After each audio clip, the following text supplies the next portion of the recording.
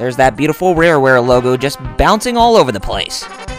And looks like we got a little musical instrument that's going to play for us, where we have a bunch of sticks on the cylinder that's being twirled around by Dixie Kong and Kiddy Kong, just telling us Nintendo presents Donkey Kong Country 3, Dixie Kong's Double Trouble.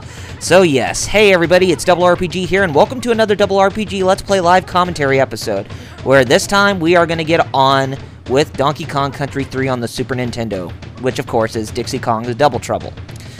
So, yeah, this is the next Let's Play live commentary that's taking place after Donkey Kong Country 2, Diddy's Conquest, since I finished that up last weekend, and I've been kind of itching to get on with this one as well. So, for just a special treat for you, since, you know, Donkey Kong 64 is about to conclude, I am going to do this game, and then that should finish up my Let's Plays of the Donkey Kong games for quite a while. I will be getting on to Donkey Kong Country Returns at some point, but I'll have to determine when, because that game's kind of long, and it's one of those games that I'm going to have to do multiple episodes for, kind of like a long Let's Play, you know, such as Donkey Kong 64 and Kingdom Hearts, which I'm doing right now. And as you can tell, we are starting a new game, and we can put in our name for, you know, the save file that we have, and the save file consisted of what equates to VHS tapes in this game. That's pretty cool.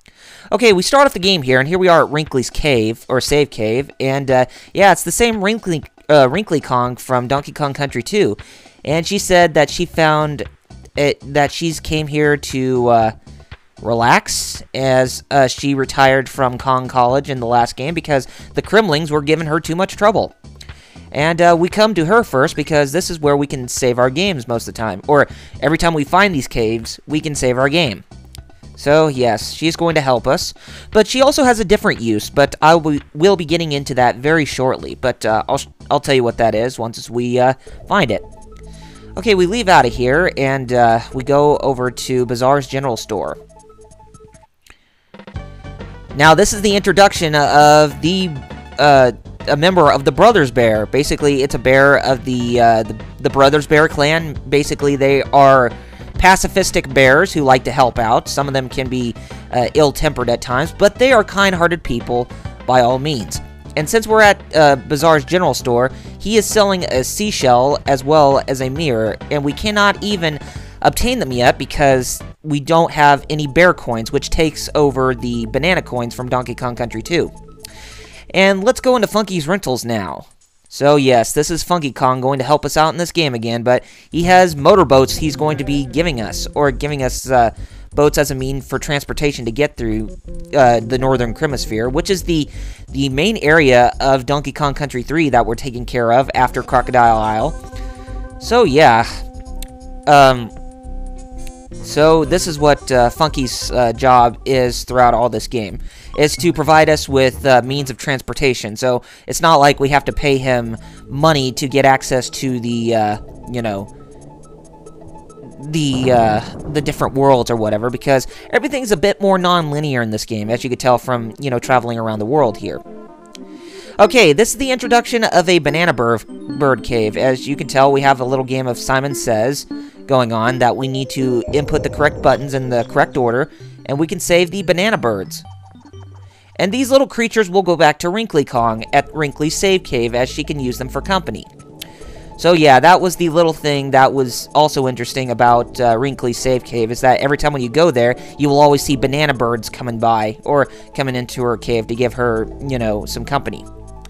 Alright gamers, this is the first world in the game called Lake Orangutanga. And yeah, as you can tell,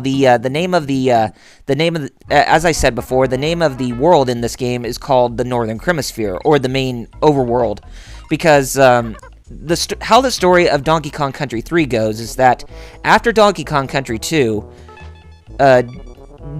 Donkey Kong and Diddy Kong went on a fishing trip in the Northern Hemisphere, or just went on a little fishing trip vacation, and they have not been contacted within many weeks. And so, Dixie Kong, being concerned for both of them, went to the Northern Hemisphere, and when she got there, and, you know, when she saw the other Kongs, and when she saw Kiddy Kong, she realized that the Kremlings have, kidnapped both Donkey Kong and Diddy Kong. So it's up to Dixie Kong and her cousin Kiddy to save them. So yeah, that's how the whole premise of the of Donkey Kong Country 3 goes, and it's not really that different than any of the other Donkey Kong Country games, but it's pretty self-explanatory. Okay, these guys right here, they are known as coins, and basically they will use those trash can lids to hold a hero coin on them.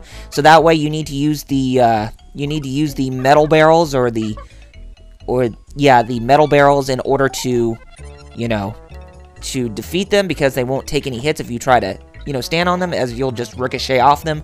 So yeah, they're not really any that different. And as you can tell, those were called cobbles. They are basically the foot soldiers in this game. It's kind of in the same vein as critters and kaboings, and not kaboings, but clomps from Donkey Kong Country 2. Okay, this is another one of the new mini games that we can do. It's called Grab 15 Bananas. Hasn't been seen in any of the other Donkey Kong Country games. Basically, what happened is green bananas will appear in this little mini game, and you have to collect 15 of them before, you know, one of them disappears. But if you make one of them disappear, then another will appear in place. So it doesn't count like a penalty or anything. But you need to collect 15 of these green bananas before the time runs out. And as you can tell, the Crim coins are now turned into just plain bonus coins, golden bonus coins. And here's the introduction of Ellie. Basically, she is the replacement for Rambi the Rhino in this game. And most preferably, I do not really like her as an animal buddy, because she doesn't have that. She doesn't have the strength to take down the enemies, you know, easily like Rambi the Rhino, as he can pretty much use his horn and just take care of the enemies that are on screen. But instead, with Ellie, you have to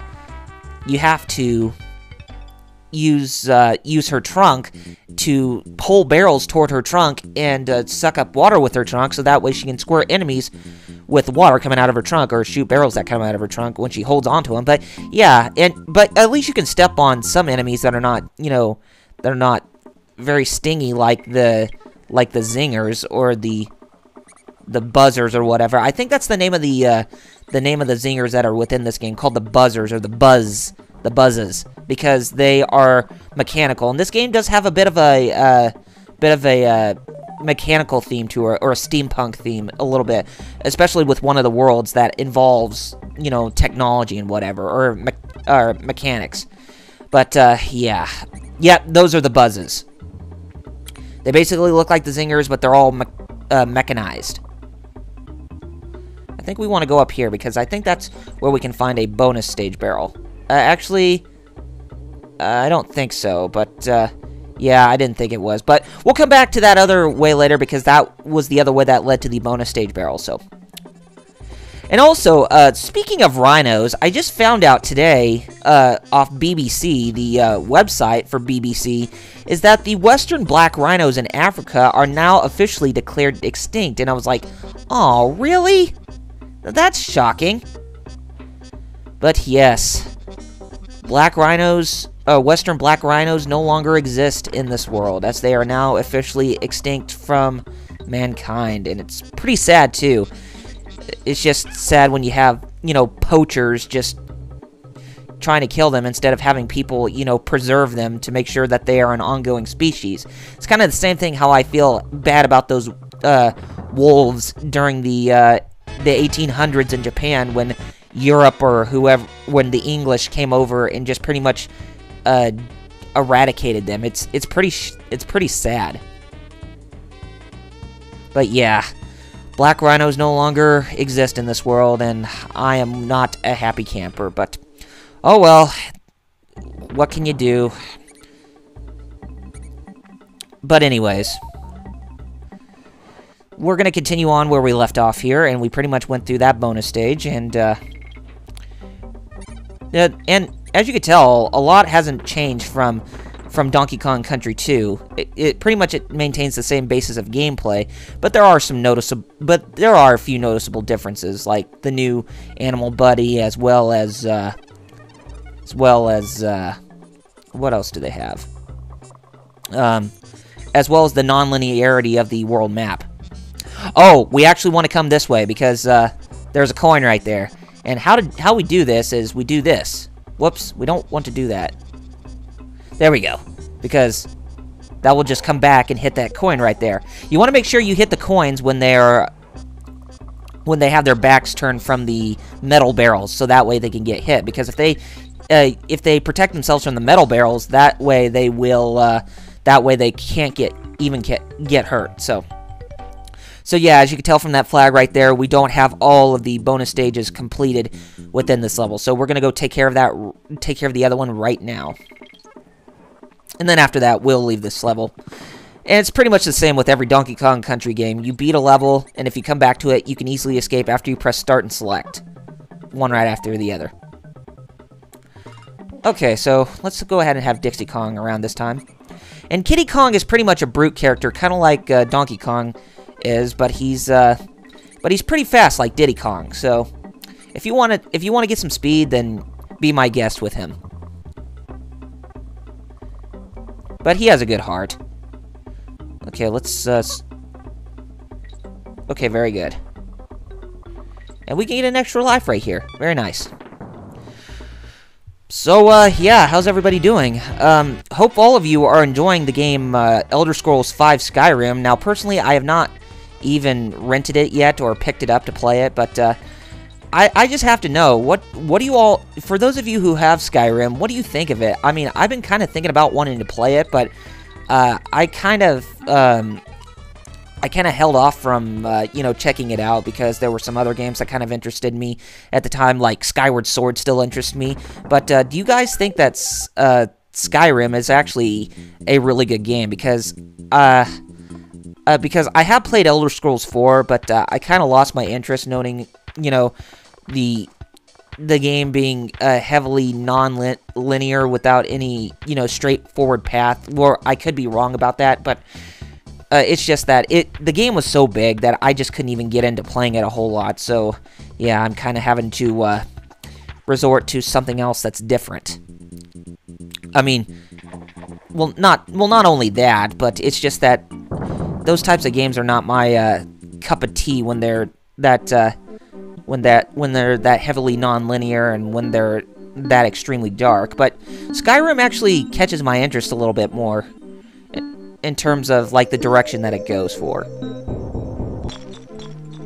And I know that, you know, big games like those, they require you to use a map or something. That's why they came with those pre-order maps from GameStop after you pre-ordered Skyrim. So yeah. And as you can tell from that island over there, we found another banana bird. So that's 2 we found so far in this game. And there's another one right there. And this guy is a seashell collector. So we need to bring him a seashell over here to collect that banana bird. And as you could probably, and as you would have guessed, that seashell that we saw at Bazaar's general store in the overworld map, that's where we need to bring that seashell over to, you know, at Barnacle's, you know, place. So yeah, we will come back to that much later. But let's go to the next level. It's called Tidal Trouble. Okay, let's go ahead and grab this because there's a coin at the early part of that stage. So, eat barrel. Thank you. Yeah, that's pretty much the easier way you can obtain hero coins in this game. You know, just looking for those guys and just pretty much hitting them with the metal barrels. They're not that, but I have to admit, they're not that effectively hidden like they were in Donkey Kong Country 2. I really like that part in Donkey Kong Country 2 where those where the hero coins were effectively hidden. Okay, now here is another animal buddy that returns from Donkey Kong Country 1 and 2, and that's Ingard the swordfish. So yeah, he's going to be helping us throughout this whole game, and as you can tell, we have to collect 30 stars in this bonus game, and then we should be able to beat this bonus stage. And as you can tell, that sea urchin is a new enemy, but I don't know its official name yet, but I will tell you in another episode, but yeah, we'll just refer to it as just a spiky sea urchin right now. I know they have official names in this game, kind of like the enemies in the other Donkey Kong Country games have official names, but if I know any more about it, then I'll let you know ahead of time in the next episode or two. Yep. And as you can tell, what I was doing there with Kiddy Kong is I did a bounce off the water Well, I mean, when I use Kiddy Kong and to bounce off the water, by the time I hit the water, I press the B button to make sure that he jumps when he's, you know, rolling into the water like that, so that way he can bounce off of the water and reach places that we can't even reach from where we're at, like higher places, like specifically one that I'm about to show you here very shortly. Not that, though. Okay, let's go ahead and peck that bird's eyes out with with this game's equivalent of the clobber. Okay, so, and we can't even get back up there! Dang it! So, yeah, looks like we'll have to commit suicide on this one. Sorry, Dixie. But, we definitely need to come back and do this again the right way. So, let's go ahead and get Kiddy Kong back. And let's see if we can get that bear coin. Oh, nope. We are a bit too far there. And I gotta say that the music in this game, it's really good, but I still prefer Donkey Kong Country 2 to have the best music so far in terms of the Super Nintendo games. But, well, that in the first Donkey Kong Country. Okay, now we finally got the, got up here. And we need to bash the baddies in this bonus game. So bash the baddies is pretty much the equivalent of destroy them all in Donkey Kong Country 2, so yeah, that's how it all goes. Now, as you can tell, I'm just plowing through these levels with obtaining the bonus coins and whatever, because if we continuously keep, you know, going through the bonus stages and as well go to the secret world in this game, which is called Krematoa, which is the equivalent of the Lost World in Donkey Kong Country 2, then we are going to go through each of those levels after we obtain 15 of the bonus coins overall. Come on, get up there. Let's see. Actually, I think we needed, Kiddy Kong to, look at that. So, we'll bring him back with us. I'll be right back, guys. Well, actually, no, I won't be right back. Let's just, continue where we left off, I suppose. Besides, we're not that close to the end of the level. But, yeah, this game, it doesn't have any dark overtones except for the steampunk areas, or the steampunk area. But in this game, it just seems like the, what do you call it? It just seems like the overall tone of this game has been kind of dumbed down a little bit. Because if you take a look at this game, it borrows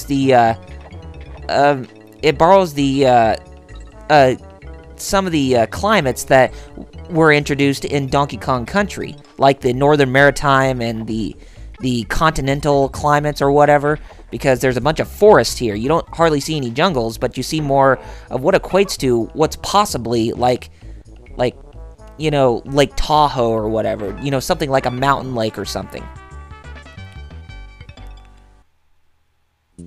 But yeah, it's just, you know, I feel that the overall tone of this game has been kind of lightened up a little bit in comparison to Donkey Kong Country 2, where I actually found that to be a lot more darker. Well, not, you know, sadistically that dark, but just in the overall tone of the of the family nature. Since everything looked dark, I mean, you were in volcanoes, there were pirates, there was a spooky forest, there was a pretty gothic medieval dungeon of sorts, and yeah, you can guess where I'm coming from. Okay, those pink cobbles right there, they're known as skiddas, and they're right there, that's the pink equivalent of the claptrap, and of course it has a name for itself too, but I can't remember its name. Like I said, I'm not really familiar with the names of the enemies in Donkey Kong Country 3 because that's the one that I played the least out of all the three that were on the Super Nintendo. Because, well, it's just that even though I played this a lot when I was a kid, I didn't play it significantly as much as Donkey Kong Country or Donkey Kong Country 2. So, or Donkey Kong Country and Donkey Kong Country 2. Okay, there is a coin right there, and we obtain hero coin number 4. And this is the first introduction of these snow levels. You know, pretty much the same throwback to Donkey Kong Country. But it seems like it's been lessened down a bit with the snow that covers the foreground, where it makes it easier for you to see things, you know, that are in front of you. Because that was one of the problems I had with the original Donkey Kong Country, was that the foreground was just heavily covered with snow, and it was just, ugh, enough was enough. Okay, so let's go ahead and continue where we are. We should be getting close to the end of the level, too. And it won't be the first time we get to see a snow level, as we'll pretty much see another one once as we get to one of the other worlds that's within this game that is, you know, heavily snow-themed. And we get to fight a character that equates to what may be Bad Mr. Frosty of the of the Donkey Kong Country games. Basically, we fight this huge snowman boss that kind of looks like Bad Mr. Frosty from Clay Fighter, but no, it's just, you know what I'm talking about. It's just a big, huge, mean snowman. Okay, everything's kind of dark in here, and this is the first stage where we get to officially use an animal buddy throughout the whole thing. And we get to pretty much use Ellie the elephant in this stage to get through. And you have to be careful when you use her, because every time when you you know, go underneath the light where there are rats that are underneath it, or sneaks right there as they're called. Now that's an enemy that I know, and there is the orange equivalent of the cobbles or whatever that can bounce up and down. So yeah, that's another one that the sneaks are another one that I particularly know. Every time when it makes it to the light and it sees rats, then it's going, or sees the sneaks, then Ellie's going to run away. And it's really not that bad right now, but once as we get to the first level of Crematoa, which is called Screech's Sprint, or no, not Screech's Sprint, but I don't think it's called Ellie's Sprint or whatever. But yeah, it's another stage where you officially play as Ellie the elephant. But there's going to be a point when you go through the stage that she will see a bunch of sneaks, and then she'll just haul butt like crazy to the end of the level. So yeah, and there's no way you can stop her from, you know, sprinting and all that stuff. So it's just one of those things you'll just have to get through, you know, going from beginning to end. So yeah. And if you play it too many times, then there's a pretty good chance that you're going to get a very good case of vertigo. Yeah, it's really not that cool when, you know, when you play a stage like that can just easily mess up your eyes or whatever. Okay, we obtained hero coin number 5 in Lake Orangatanga, so looks like we're doing pretty good so far for this level. And I think we found, I don't know if we found all the or the bonus coins in this stage yet. We're not officially calling them crim coins because there's no crimling on the coin or whatever. So we'll just call them bonus coins. Yeah, just bonus coins for right now. Take care of that sneak, and let's get going. There's a sneak right there, and if we hold the Y button, we can try to drag that barrel to us that's far away. And if we hit the L and R1 buttons, then we should be able to, if we hit the L and R1 buttons, then we should be able to, suck up water when we have to go to those levels to where we have to, have Ellie suck up water with her trunk to, you know, hit the enemies or whatever. Okay. So we pretty much have to get through the stage without even hitting any of the buzzes right there. And we rightfully did so, as we pretty much completed that bonus game. Very nice. You know, it's just with games like this, the first world is bound to be the easiest. But it doesn't, I mean, it doesn't, it's not as short as the first world in Donkey Kong Country 2, you know, which was Gangplank Galleon, because that was a lot easier. Actually, we need that, yeah, we will need to, oh, yep, we're gonna need her help. I mean, we're gonna need a barrel's help. So we're pretty much gonna have to have this barrel say, "Eat barrel to the sneaks."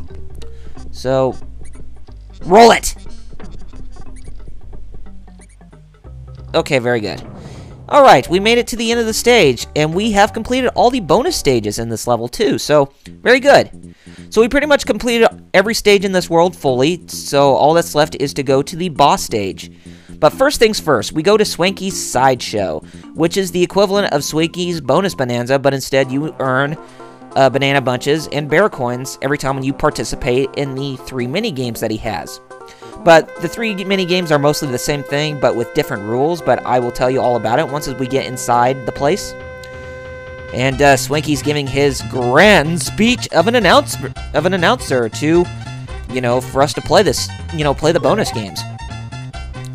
And when I was capturing footage for the first world, when I was playing this game, that's when I told you about, this past week that that's when the earthquake that was just about 2 hours south of my area hit, and where I just felt small rumbling in, a small rumble in my place. So yeah, that's, it happened during this time when I was playing this, just going through this first world.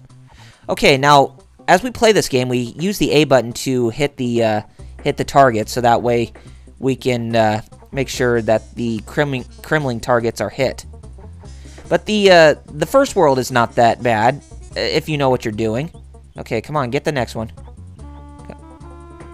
Okay, get that one. Okay, very good. We made Cranky Kong lose, and Cranky is not even inside of a place where he is going to give us hints or anything like that, as he's pretty much coming to Swinky's tent or Swinky's sideshow to try to be a gluttonous, rich monkey, where he's getting all greedy so that way he can win some more bananas and bear coins for himself. So I guess you could say he's just gambling instead of hanging out with Wrinkly Kong back at Wrinkly Save Cave to, take things easy like he should be, instead of, playing games like this. And this is pretty much, a testament of just how shrewd that Cranky's, behavior is. Okay, the thing that we're playing is called Race to 25. So we have to hit 25 of the targets in order to win this bonus game or whatever, this mini game that is. Yeah, and I would refrain from calling it bonus game, or bonus game, because it's not something that you can win a bonus coin for, except you're just winning for some more banana bunches and bear coins in the matter. So yeah, the first one to make it to 25 before the clock runs out wins, or if you make less than 25 but you have more than Cranky, then you can win this game too. So you win in both situations. Whoops, come on, one more. Very good, we made it. Did you see that last shot? It went clean through the target, honest! Oh, gosh, I love Cranky. Even though he is pretty brash for his character in, in the original Donkey Kong Country games, but he pretty much has a lot of comic relief overall, so yeah, it's funny. Okay, so we did, so we played the first game, which was head-to-head, and then we did Race to 25. Now we're going to play Endurance, and we're going to see who has the best endurance in this game overall, seeing who can hit the most targets, or see which one can constantly hit their targets before 60 seconds. And it pretty much is us if you can manage to hit every single target that's within this mini game. Or if you manage to hit another target before Cranky managed to hit one of his own, then you should be able to win against him. So it's like a race saying, hey, I hit 2 over you, so you lost, buddy. So yeah. Very good. This one is probably the most heart-pounding of the 3 mini-games, because, you're never sure where the targets are going to, appear at, and you got to make sure that you hit the targets correctly as they are, or else you're going to lose this. But don't worry, I've had practice. Get out of my tent now, you cheeky ape! Wait till I tell your parents! And he was chasing Kiddy Kong. Oh, what a shrewd old man. My goodness, can't you have a little bit more decency towards those that are younger than you? Gosh, what a grumpy guy. Okay, here is the boss tent called Belcha's Barn. And we get some pretty cool boss music in this level. So, yeah, that's cool and all. So, actually, I think we want to have there we go. Alright, now, the basis of this boss fight is that Belcha, the boss right there, the big huge barrel, is that he'll be spitting barrels that have these yellow bugs in them. They're the equivalent of the beetles that have that red on the back or whatever. So, but yeah, these are yellow, and apparently when Belcha swallows one, it will belch back far and far away. So that's the point of this boss fight, is to make sure that Belcha goes back far and far away, so that way he can go inside that hole, which is closely right there, to where we can actually beat this boss. But yeah, I tell you, this boss music is pretty awesome. Much like Donkey Kong Country 2's. But out of all the music in Donkey Kong Country 3, I have to say that the boss fight music is probably my most favorite. That and Dixie's beat. You know, the title screen for Donkey Kong Country 3. Those are probably my two favorite, you know, out of all of this game. Alright, we have completed Lake Orangutanga, and now we're going to move to Crimwood Forest, but we will do that in the next episode. So anyway, gamers, thank you all very much for watching, and if you have not done so already, be sure to follow me on Facebook and Twitter with the links in the description, and if you like what you saw, then be sure to rate this video, subscribe to my channel, and leave comments below to let me know what you guys thought of this episode, or this brand new live commentary Let's Play in the matter. Anyway, gamers, take care of yourselves, and I shall see you on the next episode. This is Double RPG signing off. Later, gamers!